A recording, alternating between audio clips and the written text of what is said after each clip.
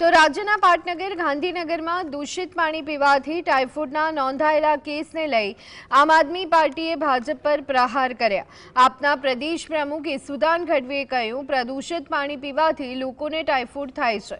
ગાંધીનગરમાં સરકાર, મંત્રી, જિલ્લા પંચાયત તમામ વર્ષોથી ભાજપનું છે, પરંતુ લોકોને શુદ્ધ પાણી આપવામાં ભાજપ સફળ નથી થયું।